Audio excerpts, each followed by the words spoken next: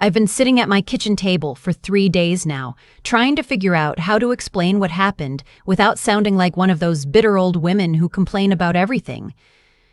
But the truth is, I almost let my own daughter and her husband take everything from me. The house, the savings, my health, my dignity, and I would have let them do it, quietly, without a single word if my son hadn't driven 11 hours from Edmonton to show up at my door unannounced on a Tuesday morning in February. My name is Ruth, and I'm 68 years old. I spent 31 years working as a pharmacist at a Shoppers Drug Mart in Sudbury, Ontario. I know medications. I know dosages.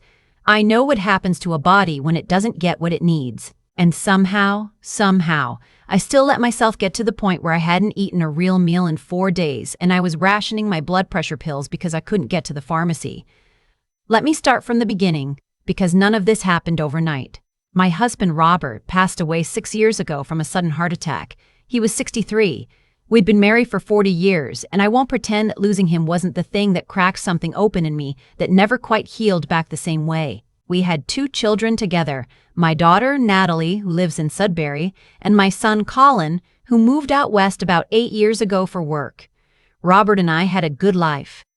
We weren't wealthy by any stretch, but we were comfortable. We owned our home outright. We had savings. And when I retired at 65, I started receiving my pension, just over $6,000 a month between my work pension and my CPP. Enough to live simply and well, the way I always had. After Robert died, Natalie started coming around more. She and her husband Troy would have me over for dinner on Sundays. They'd check in by phone during the week. It was lovely, actually. It made the grief a little more bearable. I thought, well, at least I still have this. At least I still have her. Then Troy lost his job. He'd been working as a project manager for a construction company, and when the contract ended, the company let a lot of people go. Natalie called me crying. They had 2 car payments, a mortgage in a neighborhood that was a little outside what they could actually afford, and they'd been living right at the edge of their income for years. I knew that. I never said anything because it wasn't my place, but I knew. She asked if they could move in with me for a few months, just until Troy found something new. She said 6 months, maybe 8 at the most.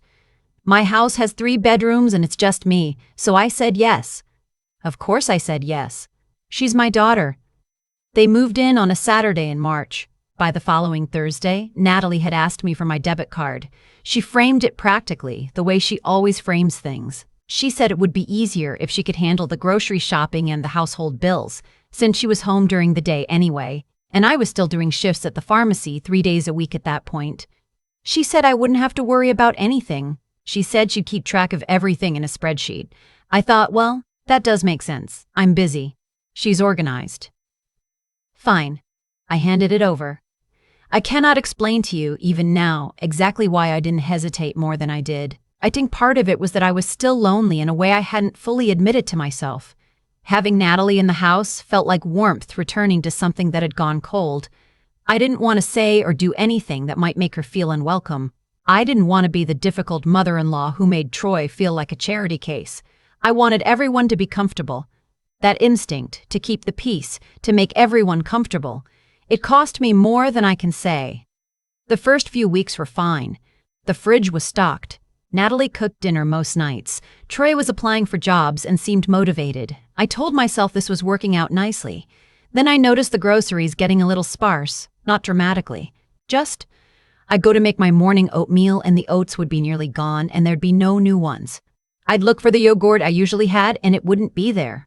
Small things. I told myself I was being overly particular. Then one evening, I went to take my Ramipril, my blood pressure medication, and I counted the pills in the bottle and realized I had 11 left. I should have had a full refill because I'd asked Natalie to pick it up 2 weeks before. She said she'd forgotten. She'd get it tomorrow. Tomorrow came and went. Then another week. I still didn't say anything. I told myself she was busy. Troy's job search was stressful. I didn't want to add to it.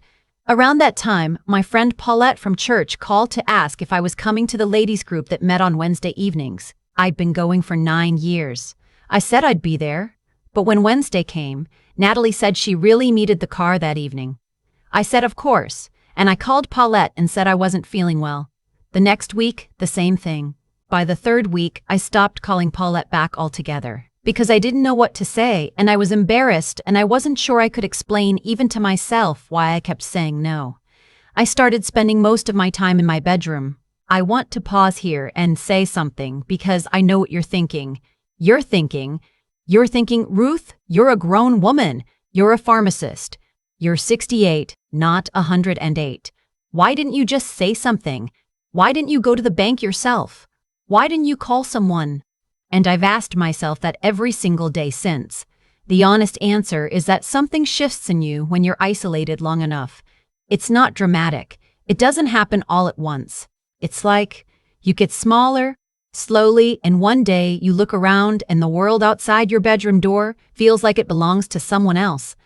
You start to believe that any disruption you cause will make things worse. You start to believe that your discomfort is smaller than theirs, that your needs are negotiable, and their stress is not. I'm not saying it makes sense. I'm saying it happened to me, and I was a pharmacist with a university degree and 40 years of adult life behind me, and it still happened. By June, I had lost 14 pounds. My clothes were hanging off me. I was dizzy when I stood up too fast. I was barely eating. Maybe one small meal a day, whatever I could find in the kitchen when Natalie and Troy were out. They went out often.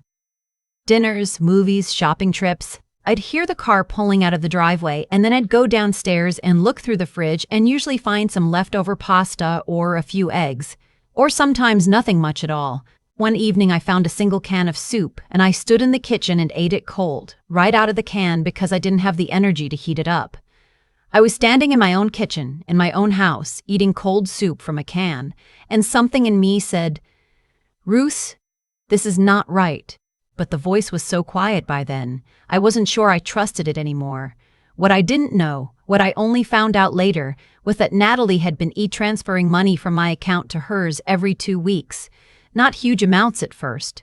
200 here, 300 there.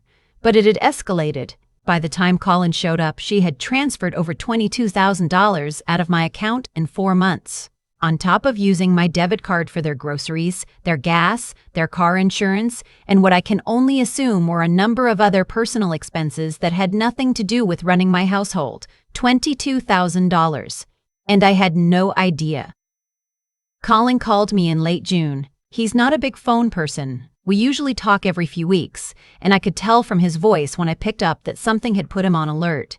He asked how I was doing, and I said, "Fine, the way you do." He asked if Natalie and Troy were still staying with me, and I said yes. He asked how that was going, and I said fine again, and then he was quiet for a moment, and he said, "Mum, you don't sound fine." I almost held it together. I was this close. And then he said, "Are you eating enough?" And I started to cry. I couldn't help it. I couldn't stop it. I just sat down on the edge of my bed and cried into the phone, and I couldn't even fully explain to him why, only that I was very tired and very hungry and I hadn't been outside in 11 days. He didn't say much. He just said, "I'm coming." I told him he didn't need to do that. It was an 11-hour drive. I said I'd be fine. He said, "I know, Mom. I'm still coming." He arrived on a Tuesday morning, 6 days later. I heard his truck in the driveway and I went to the door, and when I saw him, 6'2", same dark eyes as his father, I almost couldn't breathe. He took one look at me and his face did something I hadn't seen it do since Robert's funeral. He came inside without saying much. He looked around the living room. He looked in the kitchen. He opened the fridge, and he stood there for a moment with his hand on the door, looking at the mostly empty shelves. And then he closed it very carefully and turned around and said, "Where are Natalie and Troy?" I said they'd gone to pick something up. They'd be back soon. He nodded and went to the kettle and made me a cup of tea, and then he sat down across from me and said, "Tell me everything, from the beginning." And I did. I told him all of it, the debit card, the medications, Paulette in the Wednesday group, the cold soup, all of it. He listened without interrupting, which took some effort because I could see his jaw getting tighter with every word. When I finished, he said, very quietly, "Have you checked your bank statements?" I hadn't. I hadn't looked at a bank statement in 4 months. He got my laptop and helped me log in. And that was how we found out about the $22,000. He sat back and he didn't say anything for a long time. Then he said, "Okay." Here's what we're gonna do. And he walked me through it step by step. First, he drove me to the TD branch on Regent Street. We spoke with the branch manager, a very calm woman named, well, I won't use her name, but she was kind and thorough. We flagged the transfers, we changed my PIN, we removed Natalie's access to my account entirely and put a note on the file. The manager told us quietly that this was not the first time she dealt with a situation like this and that I'd done the right thing coming in. Then Colin called our family doctor's office and got me an emergency appointment for the following morning. The doctor wasn't surprised by my weight loss once I explained the situation. She ordered blood work and adjusted my prescriptions and handed me a referral to a social worker who specializes in elder financial abuse. She also said, gently, that what had happened to me had a name, and that name was financial abuse, and that it was more common than most people knew, and that it was never, never the fault of the person it happened to. I needed to hear that more than I expected to. Colin had texted Natalie while we were at the bank and told her he was in town and that we'd all sit down together that evening. She came home with Troy around 5 o'clock, and when she saw Colin's truck in the driveway, she texted me to ask if everything was okay, and I said yes, come inside. What happened next is something I have gone over in my mind many times since. We sat at the kitchen table, the four of us. Colin was calm. He has this quality his father had. A stillness when things are serious that is actually more unsettling than anger would be. He asked Natalie to explain the e-transfers. Natalie looked at me and then at him, and she said they'd just been borrowing against what I owed them for helping run the household. Troy nodded along. He said they'd been doing all the cooking and the errands and the bills and that it was only fair they be compensated for their time. And then, and I want you to understand that what I'm about to tell you is the moment that stays with me, the moment I think about when I wake up at 3 a.m. Troy leaned back in his chair and looked at Colin with this expression I can only describe as satisfied, and he said, honestly, Colin, your mother was happy to have us help her manage everything. We've basically been running this household. She handed over her finances voluntarily. We didn't do anything wrong. He actually smiled when he said it. Not a big smile. Just this small, settled smile, like he was explaining something obvious to someone who didn't quite understand. Colin looked at him for a moment. Then he looked at me, and then he stood up, very calmly, and he went to the counter and picked up the folder we had brought back from the bank. The printed statements, the flagged transfers, and he put it on the table in front of Troy and Natalie. He said, $22,460 in 4 months. While my mother lost 14 pounds and was rationing her blood pressure medication, Natalie went white. Troy opened his mouth and then closed it. Colin said, you have 2 options. You can work out a repayment arrangement and be out of this house within 30 days, or I call the OPP tonight and we let them sort it out. He paused. Either way, you're leaving. I watched my daughter's face in that moment and I saw something shift in it that I hadn't expected. Not defiance, not an argument. She looked for just a moment, genuinely ashamed. She looked at me and she started to say something, and I held up my hand and I said, not right now, Natalie, not tonight. They were out within 3 weeks. They moved into a 1-bedroom apartment on the south end of the city, which apparently they'd been able to afford all along, or at least afford once they were no longer living on my pension. The repayment arrangement is in writing, witnessed by a lawyer Colin hired for me. They're paying back $500 a month.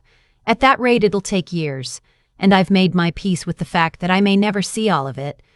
But I have my account back. I have my medications. I have my house to myself for the first time in 4 months, and it is very quiet sometimes in the evenings. But it is my quiet, and that is a different thing entirely. Paulette came over last Wednesday and we sat in the kitchen and had tea, and she brought butter tarts from the bakery on Lorne Street, and I told her most of what had happened, the parts I was ready to say out loud. She held my hand across the table and didn't say I told you so, even though she probably could have. She just said she was glad Colin had come when he did. So am I. There are things I know now that I wish I had known then. I know that you can call your bank and flag unusual transfer activity without having to prove anything first. They have protocols for this. I know that in Ontario, the Advocacy Centre for the Elderly has a legal advice line. I know that isolation is a tool, whether or not the person using it knows they're using it. I know that love for your children can make you rationalize things long past the point where rationalization helps anyone, including them. And I know that hunger is real and concrete and measurable, and that when your body is telling you something is wrong, it is worth trusting, even when every other part of you has been quietly convinced to doubt itself. Colin is coming back for Thanksgiving. He's bringing his partner, a very steady man named Andrew who makes extraordinary pierogies and laughs easily. We're going to make the turkey the way Robert always made it, with the sage and apple stuffing, and we're going to sit at this kitchen table, my table, in my house, and eat until we're full. I'm already looking forward to it more than I can say. If you are in a situation that feels like mine, if things have gotten quieter and smaller and your world has shrunk without you quite noticing when it happened, please talk to someone before you think you need to. Not after. Before. Call your bank. Call a friend. Call a son or daughter who lives 11 hours away. The world outside your bedroom door still belongs to you. Don't let anyone convince you otherwise. I've thought a lot about the word willingly. Troy used it at that kitchen table like it was a shield. She handed it over willingly. And the awful thing, the thing that kept me up for weeks afterward, is that he wasn't entirely wrong. I did hand it over. I did say yes. I did stay quiet when I should have spoken, stayed small when I had every right to take up space. But here's what I've come to understand. Sitting in this kitchen that is mine again, drinking tea that I bought with my own card, there's a difference between a choice made freely and a choice made by someone who has been slowly convinced that her needs don't matter. What happened to me didn't begin with a theft. It began with a gradual narrowing of my access to people, to food, to the simple confidence that I was allowed to want things. By the time I had 11 blood pressure pills left in that bottle, I had already lost the clearest part of my own judgment. That's not weakness. That's what prolonged isolation does to a person, and I wish someone had told me that plainly before I lived it. I think about Natalie sometimes. My daughter, not a stranger, not a villain from a story, and I feel something more complicated than anger. I feel grief, mostly, because I raised her and I loved her, and somewhere between the stress of Troy's job loss and the ease of access to my account, she made choices that she will have to carry for a long time. Actions build on themselves. One small transfer became another and then another, until $22,000 had moved out of my account and into hers, and she had convinced herself it was fair. That is what happens when we let ourselves believe that someone else's comfort justifies our own quiet cruelties. It compounds. It always compounds. And Colin, my son who drove 11 hours without being asked twice, reminds me that the people who love you well don't always say much. They just show up. He didn't lecture me. He didn't make me feel foolish for having let things get as far as they did. He sat across from me and listened, and then he took one practical step at a time. There is a kind of intelligence in that. Not the intelligence of knowing everything, but the intelligence of knowing what the moment actually needs. I want to be more like that. Steady. Clear. Useful. The lesson I keep returning to isn't dramatic. It's this. Your instincts are worth trusting, even when the people around you have spent months quietly teaching you to doubt them. That small voice that said something is not right, standing in my kitchen with a cold can of soup. That voice was correct. It had been correct for a long time. I just hadn't been in a condition to hear it properly. If I could go back, I would have made one phone call earlier. To Colin, to Paulette, to the bank. Any one of them. Just one. That's all it would have taken to start unraveling what had been built around me. We tell ourselves we're protecting people by staying quiet, but most of the time we're only protecting the situation. Speak earlier than you think you need to. Trust the quiet voice, and don't let anyone, not even someone you love, convince you that your hunger, your health, your home, and your account are theirs to manage. This is still my table. It always was.